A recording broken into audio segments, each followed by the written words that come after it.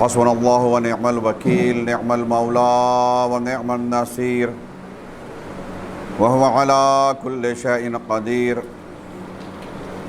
اعوذ باللہ من الشیطان اللعین الرجیم، بسم اللہ الرحمن الرحیم، الحمد للہ رب العالمین، الصلاة والسلام علی اشرف الانبیاء والمرسلین وخاتم النبیین سیدنا و نبینا و شفیع ذنوبنا و حبیب قلوبنا و طبیب نفوسنا مولانا ابی القاسم المصطفى محمد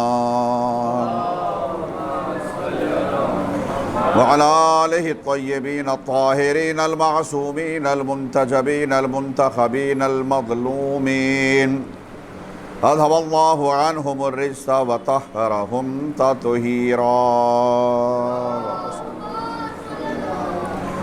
ولعنۃ الدائمۃ الباقیۃ علی اعدائہم وغاصب حقوقہم ومنکر فضائلہم ومصائبہم وعصمتہم اجمعین۔ اللہم لعن اول ظالم ظلم حق محمد وآل محمد وآخر تابع له على ذلك۔ اللہم لعن العصابة التي جاهدت الحسین وشایعت وبایعت وتابعت على قتله، اللہم لعنهم جميعا۔ اما بعد، فقد قال اللہ تعالی فی القرآن الکریم، بسم اللہ الرحمن الرحیم، ان علینا للہدی وَإِنَّ لَنَا لَلْآخِرَةَ وَالْأُولَى۔ صلوات پڑھیے محمد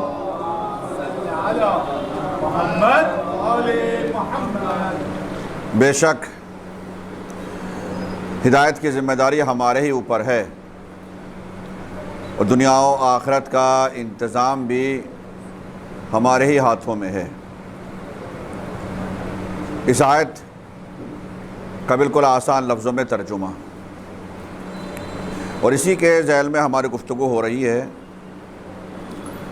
اور کل میں عرض کر چکا ہوں کہ جناب نوح کے ذریعے سے پروردگار عالم نے رسالت کا آغاز کیا۔ جناب آدم پہلے نبی اور جناب نوح پہلے رسول، اور اولو العزم پیغمبر میں بھی جو صاحب شریعت پیغمبر تھے، ان صاحب شریعت پیغمبروں میں بھی سب سے پہلے پیغمبر جناب نوح ہی ہیں۔ جناب نوح کی 950 سال تبلیغ کا اثر یہ ہوا کہ صرف 80 افراد تھے جو کشتی میں سوار ہوئے۔ جو لوگ کشتی میں سوار نہ ہوئے وہ سبھی غرق آب ہو گئے، اور جو سلسلہ پھر جناب نوح کے بعد چلا وہ جناب نوحی کی اولاد کے ذریعے سے سلسلہ آگے بڑھا، اور کہا یہی جاتا ہے کہ آج دنیا میں جتنے بھی افراد ہیں وہ سب جناب نوحی کی اولاد میں سے ہیں۔ یہ سب سے بڑی تعداد ہے جو بتائی جاتی ہے کشتی میں 80 افراد، بعض مورخین نے اور بھی کم تعداد بتائی ہے۔ لہذا جناب نوح کے آل اولاد کے علاوہ جو دیگر چند افراد ہوں گے ان کی نسل بڑھی ہوگی تھوڑی بہت، مگر آج ان کی نسل میں سے کوئی باقی نہیں ہے، اور آج دنیا میں جتنے بھی افراد ہیں وہ سب جناب نوحی کے 3 بیٹوں کی اولاد میں سے ہیں۔ سب سے بڑے بیٹے سام، جن سے پورا عرب، انڈیا، پاکستان، اس طرف کا یہ پورا علاقہ۔ دوسرے بیٹے حام، جتنے بھی کالے افراد، افریقہ کے افراد، وہ سارے کے سارے، کالے کا مطلب وہ کالے نہیں کہ کوئی کہے انڈیا میں بھی تو کالے ہو سکتے ہیں، افریقی لوگ، لہذا وہ حام کی اولاد میں سے ہیں۔ اور یافس کی اولاد میں سے کچھ اتراک کے لوگ، ترکی لوگ، کردستان کے کچھ لوگ، اس کے علاوہ چائنا وغیرہ کے، اور باقی سارے افراد وہ جو آج یورپ کہلاتا ہے، یہ سب یافس کی اولاد میں سے۔ جناب سام کی اولاد میں سے جو سب سے بڑے بیٹے تھے، اللہ نے زیادہ تر نبی جناب سام ہی کی اولاد میں سے قرار دی، اور جب یہ جناب سام کی اولاد کا سلسلہ آگے بڑھا تو دوسرے اولو العزم پیغمبر، دوسرے صاحب شریعت نبی، صاحب شریعت رسول جناب نوح کے بعد وہ آتے ہیں جناب ابراہیم، اور جناب ابراہیم جناب نوح ہی کی اولاد میں سے، جناب ابراہیم جناب سام ہی کی اولاد میں سے، اور جناب نوح اور جناب ابراہیم کے درمیان میں 10 پیڑھیوں کا فرق ہے، 10، یعنی جناب نوح سے لے کر ان کا بیٹا، ان کا بیٹا، ان کا بیٹا، یعنی جناب نوح کا بیٹا سام، سام کا بیٹا، پھر اس کے بعد سلسلہ ہوتے ہوتے پھر یہاں بیچ میں 10 بیٹے آئے، پھر 11ویں بیٹے کے طور پر، پوتے کے طور پر جناب ابراہیم، تو بیچ میں 10 پیڑھیاں گزری، اور اب 25-30 سال تو کم سے کم مانا ہی جائے گا، اور زیادہ ہی ایک پیڑھی میں جو فرق ہوتا ہے، تو 200-250 سال کا فرق اس اعتبار سے ہوا، زیادہ کم و زیادہ بھی ہوتا تو ہمارا اپنا ایک آئیڈیا ہے۔ 10 نسلیں بیچ میں تھی جناب نوح اور جناب ابراہیم کے درمیان میں۔ جناب ابراہیم کے بارے میں قرآن مجید میں ذرا اختلاف ہے۔ قرآن مجید میں یعنی چونکہ اللہ نے جو لفظ استعمال کیا ہے وہ لفظ استعمال کیا ہے اب، باپ کون تھا تو اس کے لفظ کے طور پر آیا آزر، جبکہ آزر اصل میں باپ نہیں تھا، وہ چچا تھا، لیکن عربی زبان میں لفظ اب صرف باپ کے لیے مخصوص نہیں ہے، عربی زبان میں باپ کے لیے جو لفظ خاص ہے وہ ہے والد، لم یلد ولم یولد، اسی سے بنا سورہ قل هو اللہ میں، باپ کے لیے جو اصل حقیقی باپ ہے اس کے لیے لفظ عربی زبان میں خاص ہے والد، لیکن باپ کے علاوہ جو دیگر افراد ہوئے، چچا جس کو ہم تایا بھی بولتے ہیں، یعنی باپ سے چھوٹے بھائی، باپ کے بڑے بھائی، دادا کے بھائی، آبا و اجداد، اسی سے بنا آبا، جمع اس کا پیورل، تو باپ ہی کی جمع، وہ سب کے لیے لفظ اب استعمال ہوتا ہے، اور خود قرآن مجید میں اللہ نے استعمال کیا ہے۔ لہذا جناب ابراہیم کے جو والد ہیں ان کا نام تھا اصل تارخ، اور چچا تھے جن کا نام تھا آزر، جس کو قرآن مجید میں جو لفظ استعمال بھی ہوا ہے۔ مگر جناب ابراہیم کی والدہ کا نام کیا ہے یہ بتانے والے کوئی نام ہے۔ باپ ہی کے بارے میں لوگ جو ہے ابھی سمجھتے ہیں کہ تارخ ہے یا وہ ہے، اہل سنت تو اکثر یہی کہتے ہیں چونکہ لفظ باپ اب استعمال ہوا ہے تو وہی باپ تھے، جبکہ ہمارا عقیدہ یہ ہے، اور یہ بالکل صحیح عقیدہ ہے، کہ کسی بھی نبی، کوئی بھی رسول، کوئی بھی امام، اس کا نور، اس کا نطفہ، آسان لفظوں میں کہیں، ہم اپنی زبان ہی میں کہیں، کسی بھی کافر باپ کے صلب میں یا کافرہ ماں کے پشت میں رحم میں نہیں رہ سکتا۔ اور فرمایا آپ نے، یعنی یہ نہیں ہو سکتا کہ کوئی نبی ہو اور اس کی ماں یا اس کا باپ کافر ہو۔ تمام نبیوں میں سلسلہ چلیے اوپر سے لے کے نیچے تک، اور اس کی وجہ یہ ہے خاص طور سے اس سلسلے میں تو یہ بھی کہ ہمارے رسول صلی اللہ علیہ وآلہ وسلم اور پنجتن پاک کا، خاص طور سے شہزادی کو اگر ہم الگ کر لیں، اب اس پر اگر میں گفتگو کروں گا تو پھر لمبی پوری مجلس اس پہ گزر جائے گی، مگر مجھے کہنا پڑا کہ شہزادی الگ ہیں۔ 4 افراد یا میں کہوں 14 معصوم میں 13 افراد وہ افراد ہیں جن کا نور پاک و پاکیزہ مردوں اور پاک و پاکیزہ عورتوں کے رحموں اور صلبوں سے گزرتا ہوا آیا، نبیوں کے رحموں سے، نبیوں کے پشتوں سے اور پاک و پاکیزہ عورتوں کے رحموں سے گزرتا ہوا آیا۔ آپ جب زیارت پڑھتے ہیں تو زیارت میں یہ جملہ کہتے بھی ہیں کہ جب آپ مولا کے بعد جب مثلا زیارت وارثہ پڑھیں گے تو اس میں بھی یہ لفظ استعمال ہوا ہے، اور دیگر زیارت میں بھی استعمال ہوا ہے۔ لم تنجسک الجاہلیۃ بانجاسہا ولم تلبسک من مدلہمات ثیابہا، وہاں پر یہ لفظ استعمال ہوا ہے کہ چونکہ پاک و پاکیزہ مردوں کے، یعنی وہاں پر آپ دیکھیے گا زیارت میں تو انشاءاللہ مزید بات واضح ہو جائے گی۔ شہزادی کو مجھے اس لیے الگ کرنا پڑ رہا کہ شہزادی کی زیارت میں آپ کو نہیں ملے گا یہ۔ شہزادی کا نور پروردگار عالم نے یعنی اتنا بھی سہارا نہیں لیا کہ پاک و پاکیزہ مردوں، پاک و پاکیزہ عورتوں کے رحم و صلبوں سے گزرتا ہوا آئے۔ اللہ نے خود رسول اللہ کو معراج پر بلا کر شہزادی کے نور کو رسول اللہ کے حوالے کیا۔ صلوات پڑھ لیجئے محمد و آل محمد۔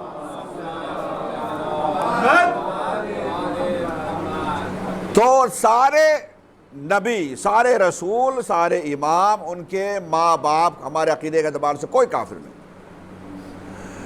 لہذا جناب ابراہیم کے والد کا نام ہے طارق اور چچا کا نام ہے آزر، اور والدہ کا نام جو میں نے کہا، والدہ کا نام ہی تو کئی نام استعمال کیے گئے بتائے گئے، مگر زیادہ تر جو لوگ اس بات پر اتفاق کرتے ہیں وہ جناب ابراہیم کی والدہ کا نام ہے امیلہ۔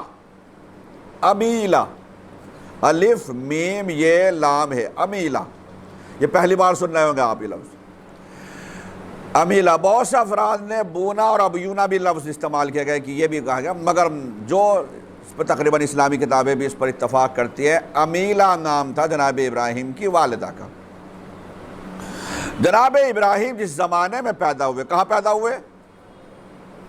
کون سا پلیس آف برتھ کیا ہے جناب ابراہیم کا؟ ملک کا تو نام ہے عراق۔ عراق کا ایک شہر ہے جس کا نام ہے بابل، سنا ہے نام؟ بابل شہر ہے عراق کا۔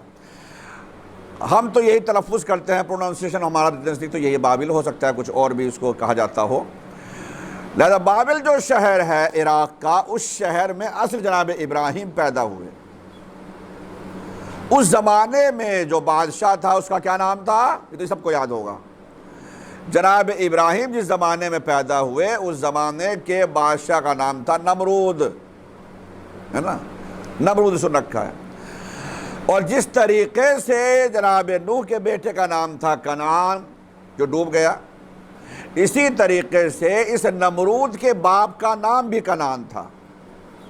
یہ بھی یاد رکھیے گا، جو بادشاہ اس زمانے میں تھا اس کا نام تھا نمرود بن کنعان۔ یہ اسی بابل شہر کے ادھر علاقے میں رہتا تھا، اور نمرود یہ پہلا ایسا بادشاہ تھا جس نے خدا ہونے کا دعویٰ کیا تھا، پہلا بادشاہ تھا یہ۔ اس کے بعد تو زمانہ آیا، شداد نے دعویٰ کیا، فرعون نے کہا، مگر پہلا بادشاہ تھا نمرود جس نے خود خدائی کا دعویٰ کیا، اور پہلا ہی بادشاہ تھا جس نے اپنے سر پر تاج رکھا تھا۔ یہ بھی سن لیجئے، اس سے پہلے بادشاہ اپنے سر پر تاج نہیں رکھتے تھے۔ بادشاہ تو تھے جو رئیس قافلہ ہوتے تھے یا بادشاہ تھے، مگر سر پر تاج نہیں رکھا جاتا تھا ان کے۔ نمرود نے سب سے پہلے اپنے سر پر تاج رکھا تھا کہ بادشاہ ہونے کے ناطے، اور پھر بعد میں یہ کہ بھائی خدا بھی بن گیا، اس نے خدائی کا دعویٰ کر دیا، تو اس نے اپنے سر پر تاج سب سے پہلے رکھا تھا۔ نمرود کے بارے میں زیادہ تر جو لوگ جانتے ہیں وہ جناب موسیٰ کے زمانے کے حالات کے بارے میں جانتے ہیں، مگر جناب موسیٰ کے زمانے کے حالات اور جناب ابراہیم کے زمانے کے حالات تقریباً برابر سے ہیں، اس اعتبار سے کہ دونوں زمانے میں دونوں ہی کے جو نجومی ہوا کرتے تھے، ان نجومیوں نے یہ خبر دی تھی کہ نمرود سے اور ادھر فرعون سے بھی، تو نمرود سے ہم بات کر رہے ہیں فی الحال نمرود کی، کہ تمہارے ملک میں ایک ایسا بچہ پیدا ہونے والا ہے۔ اصل میں اس نے ایک خواب دیکھا تھا، اور خواب دیکھا کہ جیسے کوئی ستارہ ہے جو ستارہ جیسے ہی وہ طلوع ہوا، چاند بھی اور سورج بھی دونوں کی روشنی ختم ہو گئی۔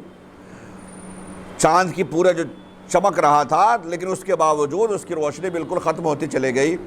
سورج، پھر وہ سورج کی بھی روشنی ختم ہو گئی، اور اکیلے اس ستارے کی روشنی، ستارے کی تارے کی روشنی اتنی زیادہ تھی۔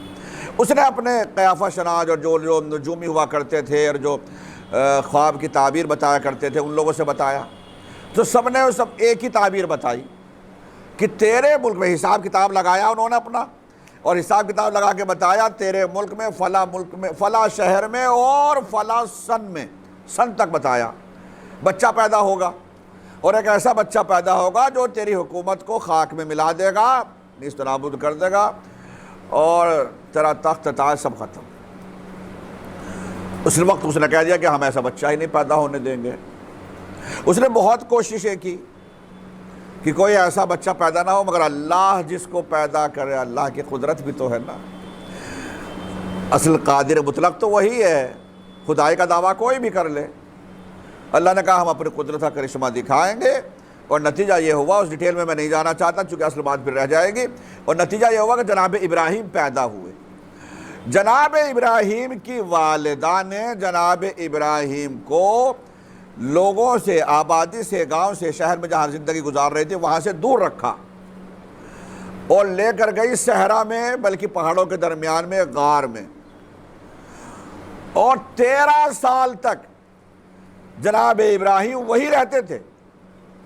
یعنی 13 سال تک، پیدا ہونے کے بعد 13 سال سے ماں جاتی تھی، دودھ پلا دیا، ماں گئی، کھانا پینا لے کر چلے گئے، جو کچھ بھی کرنا تھا ماں ایسے کرتی۔ گھر کے ایک دو افراد ہوں گے جو جانتے ہوں گے، مگر 13 سال تک الگ رکھا۔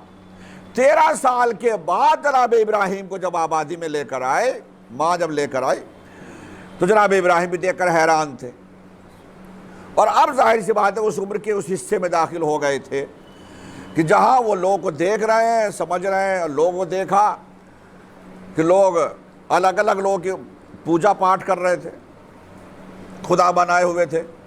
جیسے آپ انڈیا میں بھی دیکھ سکتے ہیں، کچھ لوگ درختوں کے نیچے، درخت پیپل کے درخت ہے تو اس کے آگے جو ہے وہ ہو رہا ہے، کوئی سوریہ نمسکار کر رہا ہے، کچھ اور، یہ ساری چیزیں یہ اس وقت کی چلی آ رہی ہیں۔ تو جناب ابراہیم بھی دیکھا کہ یہ کیا ہو رہا ہے، کہ اس کو بھی خدا، اس کو بھی خدا، اس کو بھی خدا۔ اس لیے جناب ابراہیم نے ایک دن ایک سفر کیا، اور جب سفر کا، یہ قرآن مجید میں بھی موجود ہے یہ باتیں، جب سفر کیا تو انہوں نے تلاش کیا کہ اصل اور حقیقی خدا ہے کون۔ یہ تو مختلف خداؤں کے ماننے والے ہیں۔ شہر میں دیکھا لوگ اپنے ہاتھوں سے بت بنا رہے ہیں، ان کا خود چچا آزر وہ خود بت بنا رہا ہے، اور بت بھی کس طریقے کے، جیسے انڈیا میں بھی ہے، الگ الگ نام رکھے ہوئے ہیں، اسی طریقے سے اس زمانے میں بھی جب بیٹا، یہ بھتیجا آ گیا تو آزر نے کہا یہ اچھا ہوا کہ تم اس کو لے کر آ گئی ہے، میرے بزنس میں میرا ہاتھ بٹائے گا بھتیجا۔ تو اب ہاتھ کیسے بٹائے گا؟ کہا بناؤں گا میں، چونکہ وہ سنگ تراش تھا، پتھروں کو تراش کے اس کا بت بناتا تھا۔ کہا بناؤں گا میں، بیچو تم، پروفٹ برابر ہو گیا تو اچھا ہے، 1 سے 2 ہو گئے کمانے والے۔ تو اس طریقے سے یہ بناتا تھا، اور جناب ابراہیم سے کہا کہ تم بیچ کر آؤ۔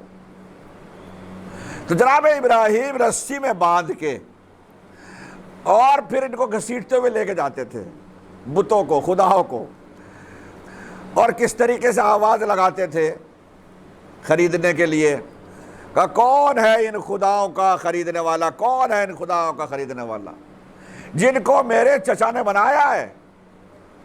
میرا چچا کہتا ہے ان میں سے یہ فلاں بت بھی ہے جو اولاد دیتا ہے، اس کی پوجا کرو گے تو جو بے اولاد ہے وہ صاحب اولاد ہو جائیں گے، مگر میرا چچا جھوٹ بولتا ہے، اصل تو اولاد میرا اللہ دیتا ہے، ان میں وہ خدا بھی ہے جس کو میرے چچا نے بنایا، اور وہ کہتا ہے کہ روزی کا خدا ہے، روزی دیتا ہے، مگر میرا چچا جھوٹ بولتا ہے، اصل تو روزی میرا اللہ دیتا ہے، وہ اللہ رازق ہے، خیر الرازقین میرا اللہ ہے۔ اس طریقے سے اب ظاہر سی بات ہے، بیچ بھی رہے ہو، خداؤں کی برائی بھی کر رہے ہو، تو خریدے گا کون؟ تو نتیجہ یہ ہوتا تھا کہ کوئی خریدتا نہیں تھا، تو چچا کہا کرتا یہ کیسے بیچتے ہو تم؟ مگر جناب ابراہیم تو جناب ابراہیم یہ ذرا بات کا مسئلہ، اس سے پہلے یہ جو ہوا وہ یہ کہ ایک طرف تو خداؤں کو پوج رہے ہیں، خداؤں کو بنا رہے ہیں، بتوں کو بنا رہے ہیں. تو جناب ابراہیم جو ایک سفر پر گئے تو سفر پر رات کا ٹائم ہوا تو ایک ستارہ نکلا. جناب ابراہیم نے کہا ہو نہ ہو یہ سب تو دنیا والے جو لوگ کر رہے ہیں کہ یہ خدا ہے یہ خدا، یہ سب نہیں، اصل خدا وہ ہے جو ستارے کو چمکتا ہوا دیکھا، بڑا ستارہ، کہ ہو سکتا ہے یہی خدا ہو، ان ھذا ربی، یہ میرا رب ہے. مگر ہوا یہ کہ تھوڑی دیر گزری تھی کہ ستارے کی روشنی کم ہو گئی اور چاند جو نکلا تو چاند کی روشنی بڑھ گئی اور ستارے کی روشنی ختم ہو گئی. جناب ابراہیم نے کہا نہیں، ستارہ جو ڈوب جائے یا روشنی ختم ہو جائے جس کی، وہ میرا خدا نہیں ہو سکتا. پھر جب سورج چاند نکلا تو کہا یہ ہے میرا خدا. مگر ہوا یہ کہ رات بھر تو خدا یہ سمجھتے رہے کہ بس یہ خدا ہو سکتا ہے. مگر جیسے ہی صبح ہوئی چاند ختم ہو گیا. جب ختم ہو گیا کہنے لگے نہیں بھی یہ میرا خدا نہیں، جو ڈوب جائے یا جو ختم ہو جائے اس کی روشنی ختم ہو جائے وہ خدا نہیں ہو سکتا. مگر جب صبح ہوئی تو سورج نکل گیا. جب سورج نکلا تو کہا یہ خدا ہے. سورہ انعام میں پڑھ سکتے ہیں یہ سب چیزیں، سورہ انعام میں باقاعدہ موجود ہے. کہا کہ یہ میرا خدا ہے، ھذا ربی، چاہ سورج کو دیکھ کے کہا یہ تو اس سے بھی بڑا ہے، یہ میرا رب ہے. مگر جب سورج بھی رہا شام تک، سورج غروب ہو گیا، کہنے لگا یہ بھی خدا نہیں ہے. مگر اللہ نے کہا کہ ہم نے ہدایت کی اور ہم نے ان کو بتایا. نتیجہ یہ ہوا کہ اب جب جناب ابراہیم آبادی میں رہتے تھے تو لوگ خداؤں کو مان رہے ہیں. اور جو آپ نے سنا کہ جناب ابراہیم نے بت شکنی کی ہے، وہ بت شکنی بھی وہ بائبل ہی کی بات ہے، بابل کا ہی بات ہے. چنانچہ جناب ابراہیم لوگوں کے سامنے بیٹھے رہا کرتے تھے، گفتگو ہوتی رہا کرتی تھی، اور جناب ابراہیم مستقل ان کا ایک ہی موضوع تھا اور وہ تھا یہ بت، کہ تم بتوں کو پوجتے ہو، بتوں کو مانتے ہو، بھلا ان میں کیا فائدہ، نہ کوئی فائدہ پہنچا سکتے ہیں نہ نقصان پہنچا سکتے ہیں، ان کو بھلا کیسے خدا بنا، جس کو تم خود بنا رہے ہو، جس کو میرے چچا بنا رہے ہیں، جس کو خود خرید کر لا کر آ رہے ہو اور کہہ رہے ہو کہ خدا ہے. تو کہتے تھے کہ کیا کوئی نیا دین لے کر آئے ہو، ہمیں بھی بتاؤ، سمجھاؤ، بتاؤ کچھ. اسی درمیان میں اتفاق کی بات یہ ہو گئی کہ اسی زمانے کی بات تھی کہ عید کا دن آ گیا. وہ جو قوم تھی اس زمانے کے جو افراد تھے ان کے عید منانے کا طریقہ الگ تھا. عید کے موقع پر لوگ گھروں میں نہیں رہتے تھے بلکہ جنگلوں میں چلے جاتے تھے، صحرا میں چلے جاتے تھے، پہاڑوں پہ چلے جاتے تھے. آج بھی ہے بہت سے لوگ جاتے ہیں عید میں گھومنے کے لیے، چلو پہاڑوں پہ جا رہے ہیں، چلو وہاں جا رہے ہیں، الگ الگ جگہوں پر. اور ایرانی لوگ خاص طور سے، ابھی آپ دیکھیں ایران میں جب ان کی عید آتی ہے، قومی عید مثلا نوروز وغیرہ، ہفتے 10 دن 15 دن شہر میں لوگ نظر نہیں آئیں گے، گھومتے پھریں گے ادھر ادھر، اور جنگلوں میں، واقعی جنگلوں میں جاتے ہیں، واقعی صحرا میں جاتے ہیں، پہاڑوں پہ جاتے ہیں، نہ جانے کہاں کہاں جاتے ہیں. اس طریقے سے وہ لوگ بھی کیا کرتے تھے. پورے شہر میں اکیلے ابراہیم، باقی سارے عید منانے کے لیے گاؤں چھوڑ کر، شہر چھوڑ کر چلے گئے. اس دن جناب ابراہیم کو مل گیا موقع اور اٹھایا تیشا، فارسی لفظ ہے تیشا، جس کو ہم اپنی زبان میں کہتے ہیں کلہاڑی. ایک ایسا کلہاڑی جو پتھر تک کو کاٹ دیتے ہیں. وہ جناب ابراہیم نے اٹھایا اور اٹھا کر پہنچ گئے معبد، مندر میں، جو ان کے، جہاں وہ ان کا جو معبد تھا، جہاں وہ ان کا جو خدا بنا رکھتے تھے، جہاں پہ انہوں نے، اس میں وہاں پہنچ گئے. اور پہنچنے کے بعد جو بتوں کو توڑنا شروع کیا، کسی کا ہاتھ توڑا، کسی کا پیر توڑا، کسی کا سر توڑا، کسی کا دھڑ توڑا، سارے بتوں کو توڑ کے سب سے بڑا بت جو اوپر رکھا ہوا تھا اسی کے گلے میں کلہاڑی ڈال کے اپنی اور واپس آ گئے. میں نے کہا ابراہیم ایک کام کرو، جب سارے ہی توڑ دیے تو اسی بڑے کو ہی کیوں چھوڑ دیا، اس کو بھی توڑ دو. ادب نے جناب ابراہیم بھی جواب دیا کہ نہیں، آخری زمانے میں حقیقی مشرک آنے والا ہے جو میری ہی اولاد میں سے ہوگا، جو خانہ کعبہ سے مشرک نہیں کرے گا، انشاءاللہ وہ سب کی صفائی کر دے گا۔ صلوات پڑھ لیجئے محمد وآلِ محمد۔ جناب ابراہیم نے کلہاڑی ڈالی اور آ گئے بڑے والے کے گلے میں۔ جب لوگ آئے عید بنا کے واپس، اب جب اپنے مندر میں گئے اور وہاں دیکھا کہ بتوں کا برا حال ہو رہا ہے، یہ تو سارے مورتیاں توڑ دی، تو اب یہ پھیلی خبر کون توڑ سکتا ہے؟ تو سب نے بالاتفاق کہا، ایک ہی لڑکا ہے، فتح لفظ استعمال کیا ہے، جوان، ایک ہی جوان ہے وہ، یقال لہ ابراہیم، جس کا ابراہیم کہا جاتا ہے، جس کا نام ابراہیم ہے، بس وہی ہے، اسی نے توڑا ہوگا، وہی ہمیشہ باتیں کیا کرتا تھا۔ یہاں تک کہ نمرود تک کیس پہنچ گیا اور سارے لوگ اکٹھے ہو گئے، نمرود کے پاس گئے، نمرود نے کہا بلا لو اور پکڑ کے لے کے آؤ اس لڑکے کو بھی۔ سب کے سامنے بات ہو رہی ہے، ٹھیک ہے، سب کے سامنے، اور وہیں پر نمرود اور جو اس وقت کے جج وغیرہ تھے، جو وکیل وغیرہ تھے، وہ پوچھ تاچھ کر رہے ہیں، قاضی وغیرہ پوچھ کر رہے ہیں جناب ابراہیم سے، مجمع لگا ہوا ہے سارا، اور جناب ابراہیم ایسے ہی موقع کی تلاش میں تھے کہ ایسا موقع مل جائے تاکہ میں اپنی بات سب تک پہنچا سکوں۔ جب جناب ابراہیم سے پوچھا کہ ان بتوں کو کس نے توڑا ہے، تو جناب ابراہیم نے کہا کہ مجھ سے کیوں پوچھ رہے ہو، اپنے خدا سے پوچھ لو جس کو تم خدا مانتے ہو، تم نے سب کو توڑ دیا، ایک کو چھوڑ دیا، کہ پھر اسی سے پوچھو جو تمہارا سب سے بڑا خدا ہے، وہ تمہیں بتائے گا کہ کس نے توڑا ہے۔ تو انہوں نے کہا کہ ہمارے یہ بت بھی کہیں بولتے ہیں، یہ بولیں گے کچھ، یہ کچھ بتائیں گے۔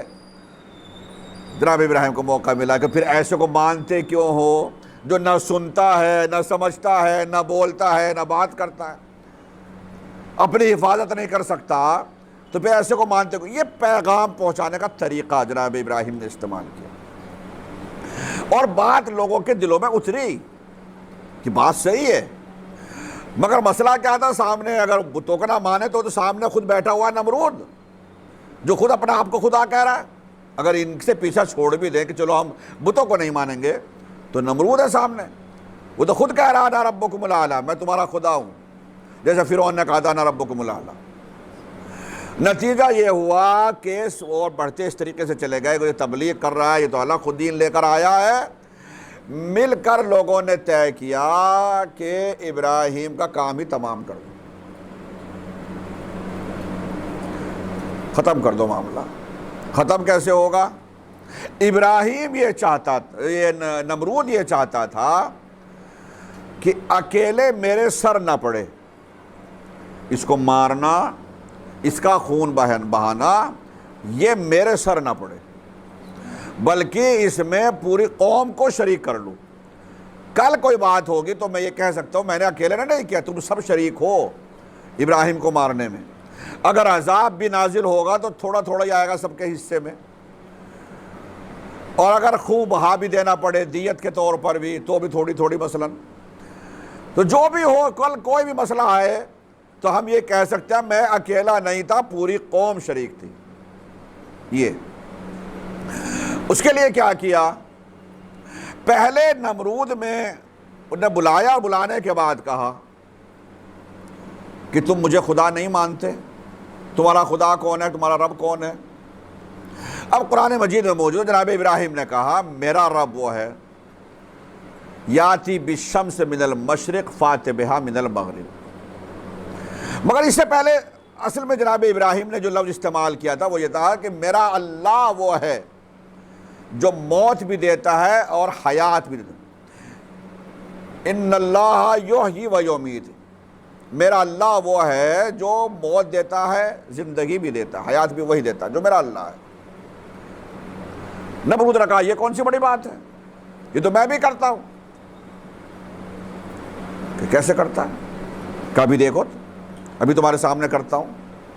اس کے قید خانے میں کچھ ایسے افراد تھے جو عمر قید تھی یا ان کو سزائے موت ہو چکی تھی، سزا سنا چکی تھی، ان کو پھانسی پر لٹکانا ہے، عمر قید بھی والے بھی تھے، موت کی سزا پانے والے بھی تھے۔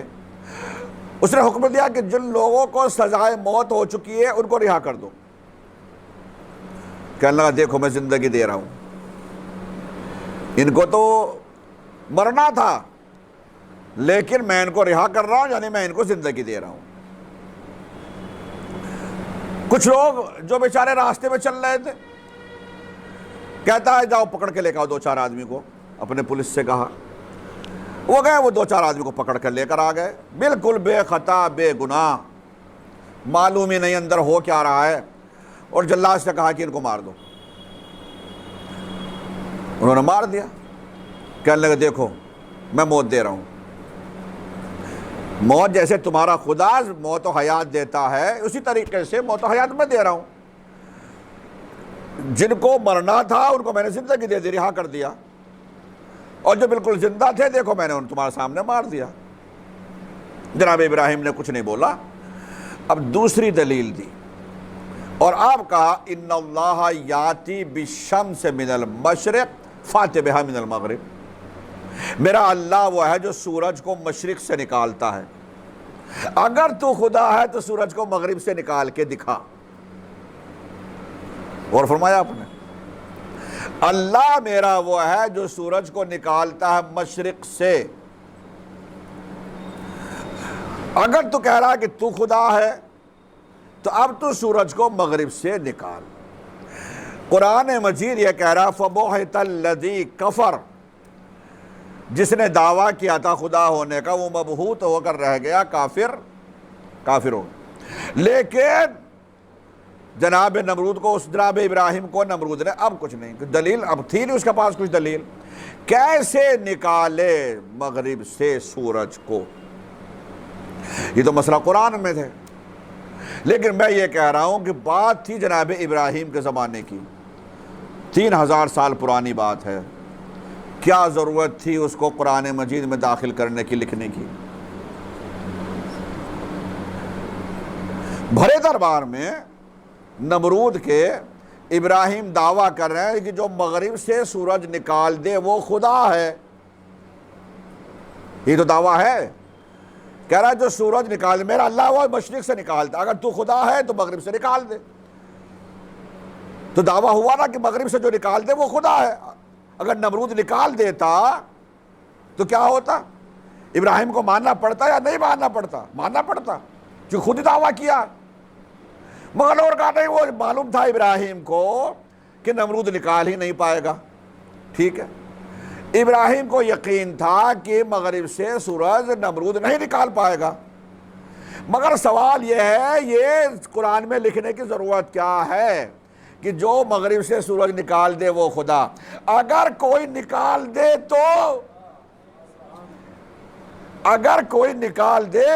تو کیا ہوگا؟ کیا ماننا پڑے گا؟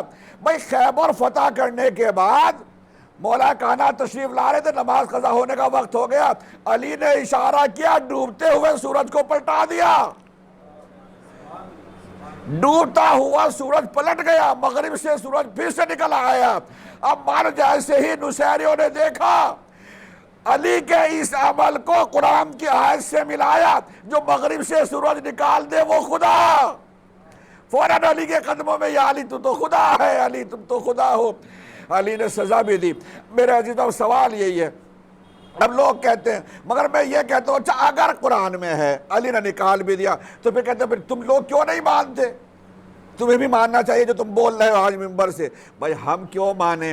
اس لیے کہ ہمارے بزرگوں نے نہیں کہا تھا کہ ہمارے لیے قرآن کافی ہے، یہ تمہارے بزرگوں نے کہا تھا کہ حسبنا کتاب اللہ، ہمارے لیے کتاب خدا کافی ہے۔ صلوات پڑھ لیجئے محمد والے محمد والے محمد۔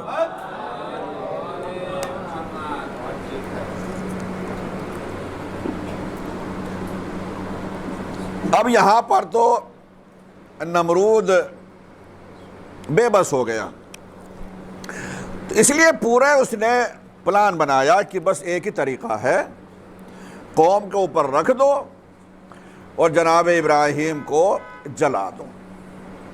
یہی ایک طریقہ ہے۔ قرآن مجید میں اللہ نے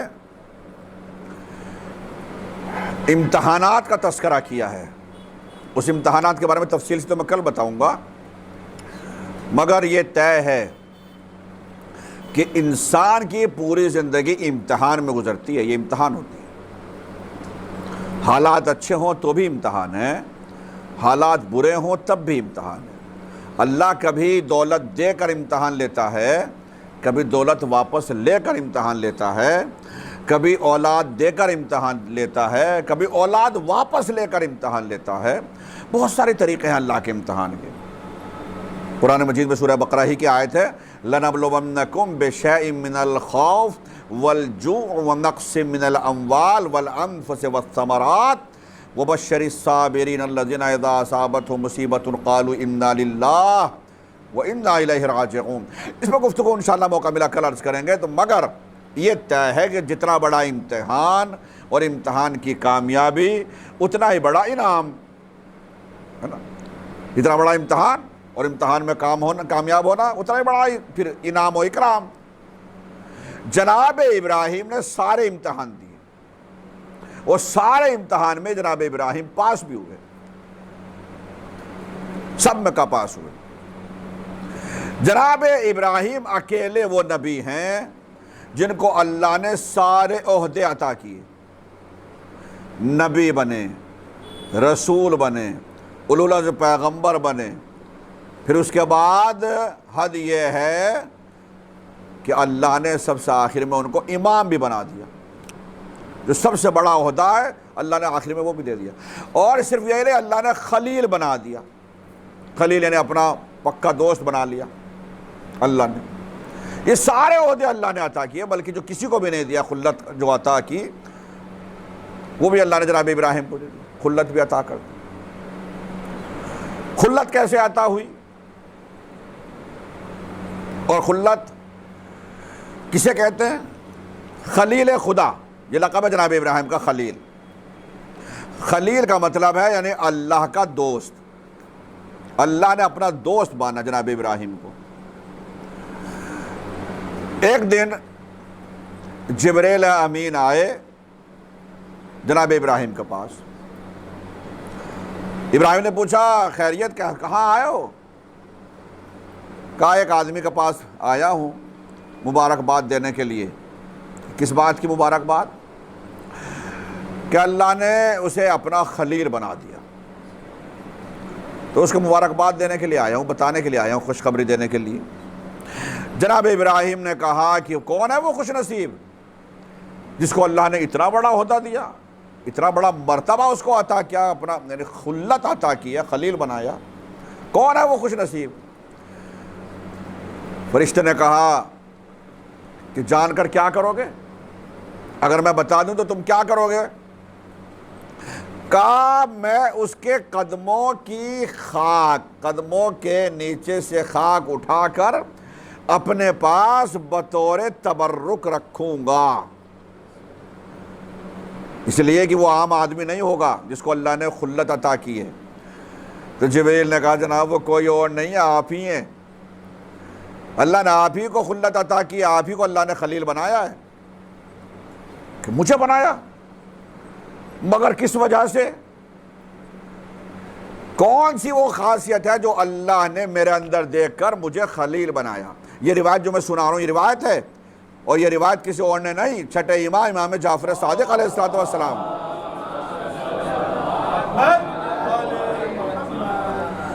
جناب ابراہیم نے کہا کیا دیکھا ہے آخر اللہ نے میرے اندر ایسی چیز جس کی بنا پر اللہ نے مجھے خلیل بنایا ہے؟ جبریل امین نے کہا دو چیزیں ایسی ہیں اللہ نے جو آپ کے اندر دیکھی ہیں، غور سے سنیے کیا ہے وہ دو چیزیں۔ کہا اللہ نے آپ کے اندر دو چیزیں ایسی دیکھی ہے جس کی بنا پر اللہ نے اپنا دوست بنایا۔ کیا ہے وہ دو چیزیں؟ پہلی چیز کہ تم نے اللہ کے علاوہ کبھی کسی اور کے آگے ہاتھ نہیں پھیلایا، جب بھی مانگا ہے صرف اور صرف اللہ سے مانگا ہے، اللہ کے علاوہ کبھی اور کسی سے سوال نہیں کیا، پہلی چیز۔ دوسری چیز کہ اگر کسی نے تم سے مانگا تو تم نے خالی اس کو واپس نہیں پلٹایا۔ یہ دو چیزیں تھیں، اللہ کے علاوہ، خود اللہ کے علاوہ کبھی مانگا نہیں، اور کسی نے اگر تم سے مانگا تو تم نے کبھی اس کو رد نہیں کیا، کچھ نہ کچھ دیا ہے۔ یہ دو چیزیں ایسی تھی تمہارے اندر جس کی وجہ سے اللہ نے آپ کو خلت عطا کی، اپنا خلیل بنایا، دوست بنایا۔ یہ تو ہو گئی بات خلت کی۔ اب بات ذہن میں رکھیے گا، خلت یعنی اللہ نے کیوں دی ہے؟ چونکہ اللہ کے علاوہ کسی اور سے نہیں مانگا۔ ابراہیم کو آگ میں ڈالنا ہے، نمرود نے حکم دے دیا کہ لکڑیاں جمع کرو، لکڑیاں جمع ہونے لگی، اور جیسے میں نے کہا چاہتا کیا ہے وہ؟ لکڑیاں جمع کر کے تاکہ ابراہیم کا خون سب پر آئے، اور میں کہہ سکوں میں اکیلا مار سکتا تھا، کوئی بھی سزا اچھی دے سکتا تھا، مگر لکڑیاں جمع کروا رہا ہے۔ لکڑیاں جمع ہو گئی، قوم ساری لگ گئی، ہاں اس نے ہمارے بتوں کو توڑا تھا، اس نے یہ کہا تھا، اس نے یہ کیا تھا، جوش میں جذبے میں آ کر لکڑیاں جمع ہو گئی اور ڈھیر لگ گیا۔ جب اتنا ڈھیر لگ گیا کہ لگا دو آگ، ابراہیم کو لے کر آ رہے ہیں، آگ بھی لگا دی، مگر اب ابراہیم کو پھینکے کیسے آگ میں؟ جیسے ہی آگ لگی تو آگ کی لپٹیں دور تک گئی، اب ابراہیم کو کیسے اندر پھینکے؟ اس کام کے لیے جو پہلی مجلس میں میں نے وہ دعویٰ کیا تھا اور کہا تھا کہ شیطان نے اللہ سے کہا ہے لَأُغْوِيَنَّهُمْ أَجْمَعِينَ، سب کو بہکاؤں گا، اور اللہ نے قرآن مجید میں کہا، اور سورہ یاسین میں بھی غالباً یہ آیت ہے کہ اس سے بچ کر رہنا، اس لیے کہ یہ انسان کا کھلا ہوا دشمن ہے، عدو مبین ہے۔ لہٰذا یہ شیطان نے کہا آج مجھے موقع مل گیا، اور نتیجہ یہ ہوا شیطان آ گیا انسانی بیس میں، اور آنے کے بعد کہا کیا ہوا، پریشان کیوں ہو رہے ہو؟ پتہ نہیں کہاں سے دماغ رکھتا ہے یہ بھی، کہنے لگا کیوں پریشان کیوں ہو رہے ہو؟ کہنے لگا آگ تو لگا دی لکڑیوں میں، ابراہیم کو پھینکنا ہے تو پھینکے کیسے اس لڑکے کو؟ ارے یہ کون سی بات ہے، یہ تو بلکہ بہت آسان ہے کہ کیا منجنیق کا سہارا لیا جائے۔ منجنیق کیا ہوتا ہے؟ منجنیق آپ نے دیکھا ہوگا، بالکل آسان طریقے سے بتا دوں میں آپ کو، پہلے جنگوں میں جیسے آج کے زمانے میں توپ ہوتی تھی، اسی طریقے سے جنگوں میں جب قلعوں پر حملہ ہوتا تھا تو قلعے پر حملہ کرنے کے لیے کئی لوگ پتھروں کو باندھ کر، ایک گلیل ٹائپ ہوتی تھی، اور پھر اسے کھینچتے تھے، وہ دور تک اس میں بم جو ہوتا تھا یا پتھر ہوتا تھا یا آگ کے شعلے، وہ آگ کے گولے ہوتے تھے، وہ پھینکے جاتے تھے قلعے کے اندر، بادشاہ کے قلعوں کے اندر یا اس طریقے، تو اس کو کہا جاتا ہے منجنیق۔ اس نے کہا کہ یہ کام کرو، منجنیق میں رکھ دو اور منجنیق کے ذریعے سے پھینک دو کھینچ کر۔ لوگوں کے دماغ میں آئی بات بہت اچھی بتائی ہے بھائی، دور کھڑے ہو کر، یعنی جیسے ہم کہتے ہیں آج کے زمانے میں گلیل، بالکل آسان سمجھیے۔ اس طریقے سے جناب ابراہیم کو اسے منجنیق میں رکھا اور پھر اسے گھما کے اسے اچھی طریقے سے جو پھینکا۔ اب جناب ابراہیم دور تک جانا ہے، چونکہ اب یہ فضا میں ہیں، اور عالم یہ ہے کہ سارے فرشتے اس منظر کو دیکھ رہے ہیں کہ ہوتا کیا ہے۔ لوگ کہتے ہیں نا ڈر اور خوف کی وجہ سے بھی، ہمارے یہاں ہے خاص طور سے حدیث ہے کہ جان بچانا واجب ہے، تقیہ کر سکتے ہیں، ہے نا، تقیہ میں جان بچانا اپنا فرض ہے تو تقیہ کر لو، کہیں خدا نخواستہ ایسا لگے کہ جان کا خطرہ ہے تقیہ کر سکتا ہے۔ حد یہ ہے کہ مال کا بھی اگر خطرہ محسوس ہوتا ہے تو تقیہ واجب ہے، تقیہ بچائیے، اپنی جان بچائیے۔ ابراہیم بھی تقیہ کر سکتے تھے یا نہیں؟ کہہ سکتے تھے وقتی طور پر ارے بھائی چل ٹھیک ہے تو ہی خدا ہے، میرا پیچھا چھوڑ، آگ کو دیکھ کر ڈر سکتے تھے، مگر ابراہیم نے ایسا کچھ بھی نہیں کیا۔ کیوں؟ یہ تقیہ صرف امت کے لیے ہے، یاد رکھیے گا یہ بات، یہ تقیہ کا حکم جو ہے یہ نبیوں کے لیے نہیں ہے، رسولوں کے لیے نہیں ہے، اماموں کے لیے نہیں ہے۔ اللہ نے جن کو ہماری ہدایت کے لیے بھیجا ہے ان نمائندوں کے لیے، ان رہبران دین کے لیے تقیہ نہیں ہے، تقیہ امت کے لیے ہے، قوم کے لیے ہے، عام لوگوں کے لیے ہے، نہ کہ نبی کے لیے، رسول کے لیے یا امام کے لیے۔ اور آپ کو کہیں نہیں ملے گا کسی نبی نے تقیہ کیا ہو یا کسی رسول نے تقیہ کیا ہو یا کسی امام نے تقیہ کیا ہو۔ حالات کیسے بھی ہوئے، ہزار نبی ایک وقت میں بنی اسرائیل نے ذبح کیے ہیں،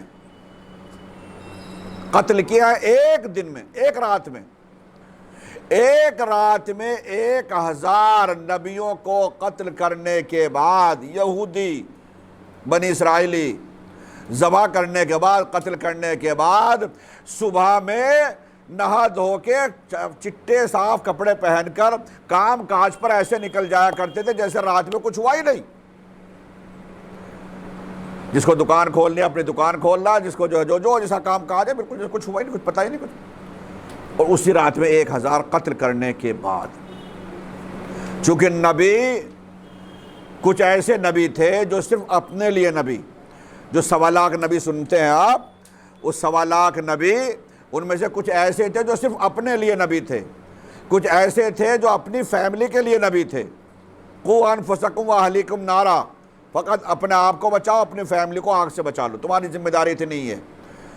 تو کچھ اپنے لیے فقط نبی، کچھ اپنی فیملی کے لیے نبی، کچھ اپنے قبیلے کے لیے نبی، کچھ اپنے گاؤں کے لیے نبی، کچھ اپنے شہر کے لیے نبی، پوری کائنات کے لیے صرف رحمت للعالمین بھر کر بھیجا اللہ نے ہمارے رسول حضرت احمد مجتبیٰ محمد، وہ فقط پوری کائنات کے لیے تھے، اور رہے گی پوری کائنات تک کے لیے ان کی نبوت و رسالت قیامت تک۔ لیکن باقی افراد صرف وقتی، کچھ خاص افراد کے لیے۔ تو کوئی نبی تقیہ نہیں کر سکتا، کوئی رسول تقیہ نہیں، کوئی امام تقیہ نہیں، لہذا جناب ابراہیم بھی تقیہ نہیں کر سکتے تھے۔ جناب ابراہیم کو چھوڑ دیا گیا اور سارے فرشتے پروردگار عالم کی بارگاہ میں دست بدو، یا اللہ یہ ایک ہی تو تیرا بندہ ہے جو کہتا ہے لا الہ الا اللہ، لا الہ الا اللہ، لوگوں کو پیغام پہنچا رہا ہے قولوا لا الہ الا اللہ، قولوا لا الہ الا اللہ۔ اب کیا ہوگا اگر یہ آگ میں چلا گیا؟ تو پھر کیا کرے؟ میں جانتا ہوں وہ میرا بندہ ہے، مگر میرا بندہ ہے وہ، اگر تم میں سے کسی کی مدد لے سکتا ہو تو جاؤ کر لو مدد۔ اللہ کو کتنا بھروسہ ہے، اور اللہ نے فرشتوں سے اسی لیے تو کہا تھا جو میں جانتا ہوں وہ تم نہیں جانتے، کہ جاؤ، اگر تم یہ سمجھتے ہو تمہاری مدد لے لے گا ابراہیم تو جاؤ کر لو مدد۔ کہ مگر پروردگار تو بچا سکتا ہے، تو قادر مطلق ہے، ہر چیز پر قادر ہے۔ اللہ نے کہا جبریل تم جاؤ اور جا کے پوچھو، اور آپ جناب ابراہیم آگ میں 2 سیکنڈ کے اندر آگ میں جانے والے ہیں، اور اسی وقت جناب جبریل امین پہنچ گئے، اور وہی فضا میں گفتگو کرنی شروع کر دی۔ ابراہیم الک حاجہ، ابراہیم کیا کوئی ضرورت ہے تو بتاؤ، مجھے اللہ نے بھیجا ہے، کوئی ضرورت ہے تو بتاؤ۔ اب مجھے بتائیے ابراہیم کیا جواب دے، ضرورت ہے یا نہیں ہے؟ ضرورت تو ہے، یقیناً ضرورت ہے، اللہ نہیں جانتا ضرورت ہے جو پوچھوانے کے لیے بھیجا ہے۔ جبریل امین نے 2-3 جگہ ایسی ہیں جہاں پر بتایا، پوچھا گیا رسول اللہ صلی اللہ علیہ وآلہ وسلم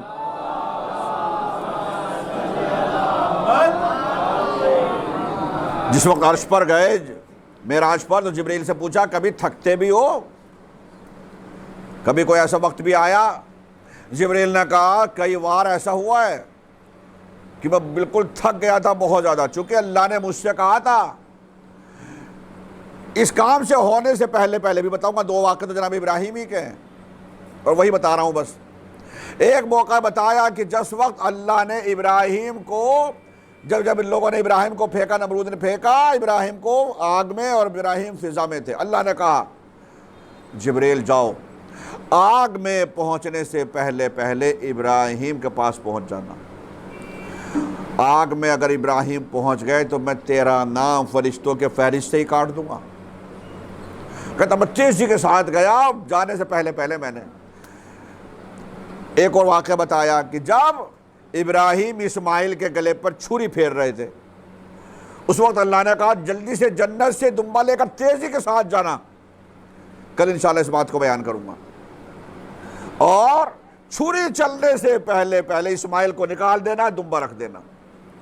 اگر چھری چل گئی گلے پر تو تیرا نام کاٹ دوں گا میں فرشتوں کی فہرست میں۔ کب تیزی کے ساتھ گیا، اسماعیل کو نکالا اور دمبا رکھ دیا۔ کئی واقعے ایسے بتائے ہیں۔ اب یہاں پر پہنچ گئے ہیں جناب عالی جبریل امین اور پوچھ رہے ہیں اللہ کا حاجہ یا ابراہیم، اے ابراہیم کیا تمہیں کوئی ضرورت ہے؟ اللہ نے مجھے بھیجا ہے۔ اب مجھے بتائیں ابراہیم کیا کہیں، ہاں کہیں یا نہ کہیں، ضرورت ہے یا نہیں ہے؟ اگر ابراہیم کہتے ہیں ہاں ضرورت ہے تو ابراہیم نے اللہ کے علاوہ کبھی کسی اور سے سوال نہیں کیا، ابراہیم کی خلت خطرے میں۔ اور اگر کہتے ہیں کہ ضرورت نہیں ہے تو یہ نبوت اور رسالت کی شان کے خلاف ہے کہ اللہ کے علاوہ کوئی اور اس دنیا میں بے نیاز نہیں ہے، ہر ایک کو ضرورت ہے۔ ابراہیم کہیں تو کیا ہاں کہیں یا نہ کہیں؟ اور آگ میں جانے والے اگلے 1 سیکنڈ کے اندر یا 2 سیکنڈ کے اندر جیسے ہی کہا ابراہیم نے کیا جواب دیا ہے؟ جیسے ہی کہا فرشتے نے، جبریل نے اے ابراہیم اللہ کا حاجہ، فوراً ابراہیم نے جواب دیا قالا بلا، ہاں ضرورت تو ہے، اما الیک فلا، لیکن تم سے نہیں ہے، جس سے ضرورت ہے وہ اللہ مجھے خود دیکھ رہا ہے۔ صلوات پڑھ لیجئے محمد و آل محمد۔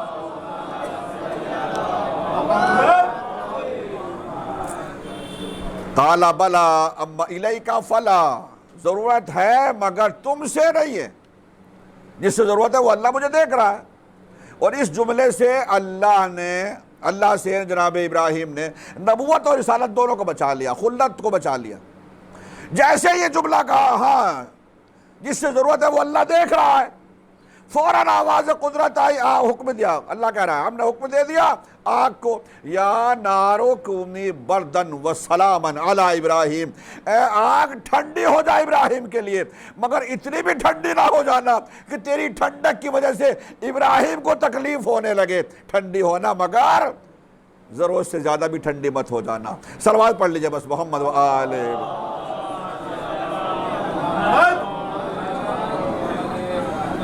آگ گلزار ہو گئی، ابراہیم آگ میں گئے اور وہ آگ جو بھڑک رہی تھی آسمان سے باتیں کر رہی تھی، شعلے جس کے آسمان سے باتیں کر رہے، پرندہ کوئی گزر جاتا تو پرندہ خاک ہو جاتا۔ اللہ نے اس آگ کو گلزار کر دیا اور جناب ابراہیم صحیح و سالم اس آگ سے واپس ہو۔ آپ لوگوں پر اثر پڑا، اصل دور یہاں سے شروع ہوا ابراہیم کے، جب لوگوں نے اپنی آنکھوں سے یہ معجزہ دیکھ لیا کہ اتنی بڑی آگ ہونے کے باوجود اس آگ سے ابراہیم صحیح و سلامت نکل گئے، تو واقع جس خدا کو یہ مانتے ہیں واقع وہ خدا ہی سپر پاور ہے، بس یہ نمرود کچھ نہیں ہے، یہ فلاں کچھ نہیں ہے۔ یہاں سے انشاءاللہ ہم کل بات آگے بڑھائیں گے، مگر ایک بات عرض کرتا چلوں، اول تو وقت ہی ختم ہو گیا، کل انشاءاللہ بات عرض کریں گے انشاءاللہ۔ آج کی جو تاریخ ہے دیکھیں آپ جانتے ہیں 5 محرم گزر چکی ہے، اور 5 محرم کا مطلب یہ ہے کہ آدھا محرم گزر گیا۔ ہر انسان اپنے آپ کے بارے میں خود سوچے کہ واقعاً امام تو ہمارے 10 دن کے لیے مہمان ہیں، کیا واقعاً ہم نے حق ادا کر دیا ابھی تک؟ کیا شہزادی کو حق، شہزادی کا جو حق ہے پرسہ دینے کا، کہ ہم نے پرسہ دے لیا؟ اگر واقعاً ہم یہ مانتے ہیں کہ نہیں واقعاً نہیں دیا، حق ادا نہیں ہوا ابھی تک، تو پھر 5 دن اور باقی ہیں، اور ان 5 دنوں میں ہماری یہ کوشش رہے کہ واقعاً گریہ میں کوئی کمی نہ ہونے پائے۔ میں جانتا ہوں بہت سے افراد ایسے بھی ہوتے ہیں کہ جو رونا چاہتے ہیں مگر آنسو نہیں نکلتے ہیں، ایسے بھی افراد ہیں۔ جو واقعاً رونا چاہتے ہیں، دل رو رہا ہے، آنکھ سے آنسو نہیں نکل رہے، ایسے لوگوں کے لیے بالخصوص میں کہہ رہا ہوں کہ اگر واقعاً ایسے افراد ہیں تو اپنے گناہوں کی توبہ کرتے رہیں مستقل۔ حسین کا غم یہ اتنا بڑا ہے کہ یہ پتھر روئے ہیں، پتھر دل رو، کائنات کی ہر ایک مخلوق روئی ہے۔ اس لیے اگر ہمارے آنسو نہیں آتے، نہیں نکلتے، تو ہمارے لیے ضروری ہے کہ ہم اپنے گناہوں کی توبہ اور استغفار کرتے رہیں، اس لیے کہیں نہ کہیں ہمارے گناہ بھی ہو سکتے ہیں جو بیچ میں رکاوٹ بن رہے ہیں، جو گناہوں کی وجہ سے کبھی کبھی دل سخت ہو جاتا ہے، بلکہ ہو جاتا ہے، گناہوں کی وجہ سے دل سخت ہو جاتا ہے اور مصائب کا اثر دل پر نہیں ہو پاتا ہے جیسے ہونا چاہیے۔ کبھی کبھی انسان رونا چاہتا ہے مگر شرم کرتا ہے اور شرم کی وجہ سے نہیں روتا ہے، اسی لیے بہت سے لوگ لائٹ بند کر دیتے ہیں تاکہ جو ہے وہ گریہ کا ماحول بنے، چونکہ پاس میں بیٹھنے والا کیا سوچے گا۔ نہیں، ایسا کچھ بھی نہیں، یہ ہمیں نہیں سوچنا ہے۔ ہمیں تو بس اتنا سوچنا ہے کہ شہزادی مجلس میں آتی ہیں اور وہ آنسوؤں کو اکٹھا کرتی ہیں اپنے رومال میں، شہزادی کا رومال خالی نہیں جانا چاہیے۔ میرے عزیزو،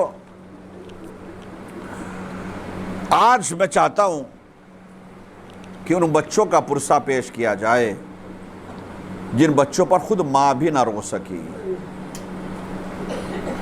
واقعہ کربلا ہو گیا مگر ماں اپنے بچوں پر نہ روئی، اور اسی لیے تو 11 محرم کے لیے روایت میں ملتا ہے، حمید ابن مسلم کہتا ہے کہ جس وقت قافلے کو اسیر کر کے لے جایا جا رہا تھا، میں نے دیکھا جتنی بھی لاشیں تھی ہر لاش کے اوپر ہر ایک بی بی لپٹی ہوئی بہن کر رہی تھی، مگر کربلا کے میدان میں 2 لاشیں ایسی تھی جن پر کوئی رونے والا نہیں تھا۔ میں سید سجاد کے پاس گیا اور میں نے سید سجاد سے پوچھا کہ اے سید سجاد، کیا ان بچوں کی ماں مر گئی؟ ایک مرتبہ امام نے فرمایا، حمید ایسے نہ کہو، ان بچوں کی ماں میری پھوپھی زینب ہے، مگر اس کا کہنا ہے اپنے بچوں پر نہیں رہوں گی بلکہ اپنے ماں جائے کا ماتم کروں گی، حسین پر رہوں گی۔ شب عاشور ہر ایک خیمے کے اندر ہر ایک بیوی اپنے بچوں کو لیے بیٹھی ہے اور ہر ایک ماں ہر ایک بچے سے یہی کہہ رہی ہے، بیٹا کل قربانی کا دن ہے۔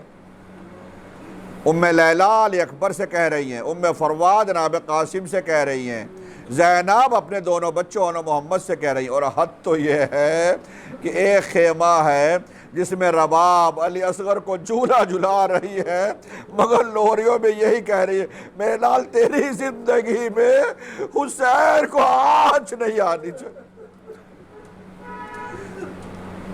جناب زینب نے بچوں سے کہا کہ کل قربانی کا دن ہے میرے بچوں، کل میں تمہارا دودھ معاف نہیں کروں گی اگر تمہاری زندگی میں میرا ماجائے حسین کے اوپر کوئی آنچ آ جائے۔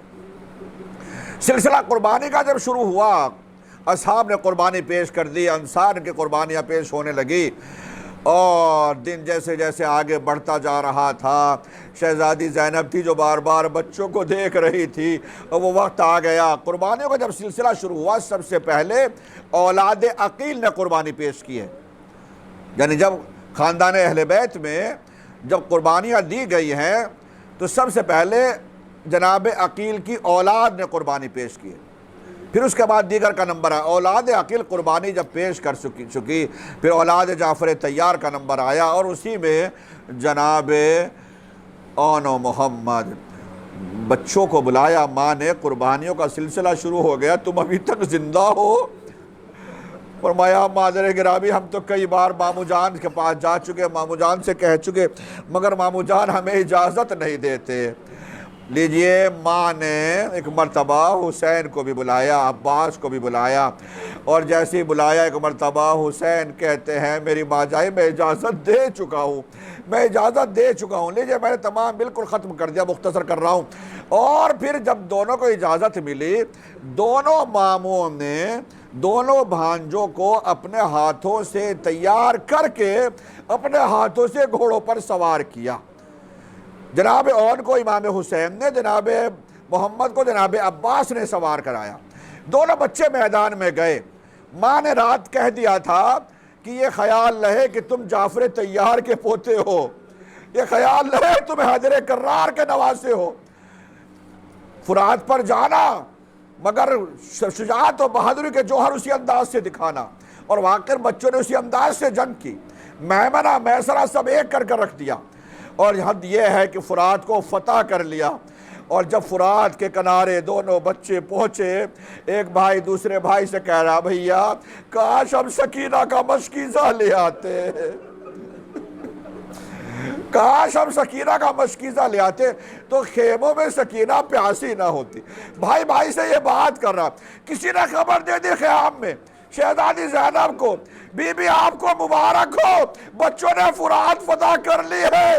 شہزادی تڑپ گئی، مجھے مبارک باد نہ دو، ارے دعا کرو کہیں میرے بچے پانی نہ پی لے، میرے بچے بڑے پیاسے۔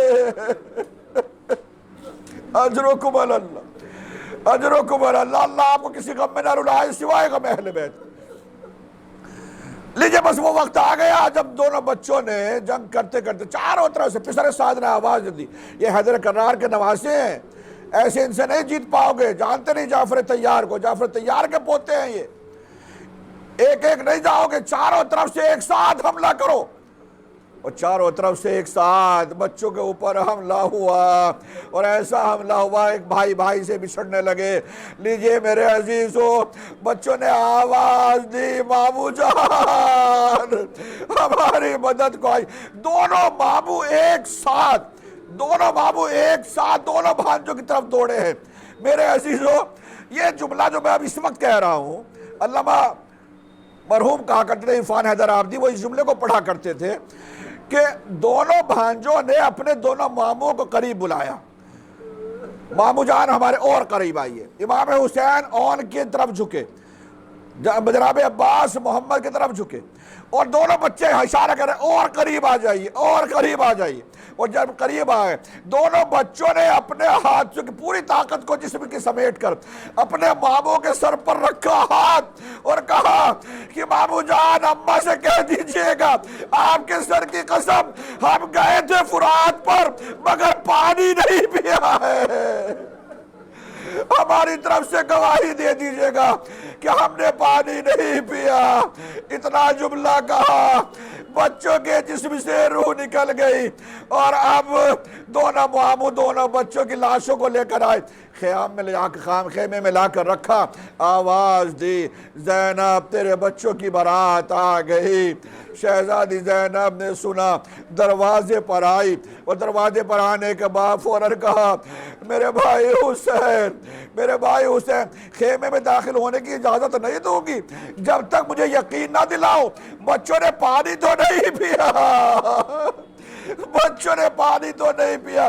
ایک مرتبہ امام نے فرمایا، اے زینب، ارے میں امام وقت ہو کر گواہی دے رہا ہوں، تیرے بچے پیاسے شہید ہوئے ہیں، تیرے بچے پیاسے اس دنیا سے گئے۔ الا لعنت اللہ علی القوم الظالمین، وسيعلم الذين ظلموا أي منقلب ينقلبون، إنا لله وإنا إليه راجعون، رضا بقضائه وتسليما لأمره، ربنا تقبل منا إنك أنت السميع العليم۔ بار الہ ہمارے اس مختصر عبادت کو قبول فرما، ہمارے آنسو کو رومال زہرہ میں جگہ عنایت فرما، کوئی غم نہ دینا سوائے غم اہل بیت کے، اور اس وقت تک اس دنیا سے نہ اٹھانا جب تک ہمارا امام ہم سے راضی نہ ہو جائے۔ میرے بابو جب اس دنیا سے جائیں تو ایک ہاتھ میں قرآن اور ایک میں دامن اہل بیت ہو، تمام مزارات مقدسہ کی حفاظت فرما، دنیا میں جہاں کہیں بھی شیعان حیدر کرار موجود ہیں، جان مال عزت آبرو کی ان کی حفاظت فرما، ہر قسم کے رنج غم دکھ درد مصیبت تکلیف سے نجات عطا فرما۔ یا اللہ ہماری اس پرسداری کو قبول فرما، شیعان حیدر کرار دنیا میں جہاں کہیں بھی عزاداری کر رہے ہیں، شہزادی کو پرسہ دے رہے ہیں، ہم تمام کے پرسوں کو قبول فرما، اور انہیں صحت کاملہ بھی عنایت فرما۔ پھر سے دعا امام کے ظہور میں تعجیل فرما، آوان و انصار میں ان کے شمار فرما۔ ربنا تقبل منا انک انت السمیع العلیم۔ ماتم حسین۔